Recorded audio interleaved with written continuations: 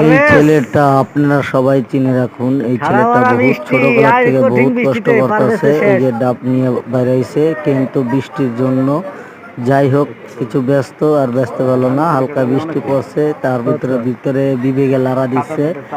যাক, আল্লাহ যা করে ভালো করে। ও কইতাছে সমস্যা নাই, আল্লাহ আমাকে ভালোই রাখছে, কিন্তু স্বপ্ন ছিল আর কত কষ্ট করতেছি।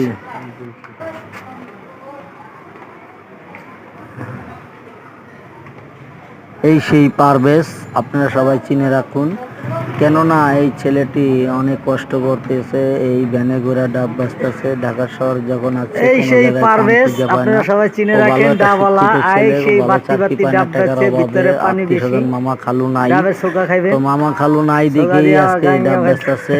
তো ওই ডাব ডেবরা ডেবরা, এই যে ডাবওয়ালা। ভালোই রাখছে আল্লাহ। তো ওর কাছে ওর অনেক বড় স্বপ্ন ছিল, ভালো একটা চাকরি করবে সরকারি, কিন্তু সরকারি চাকরি আর হইল না।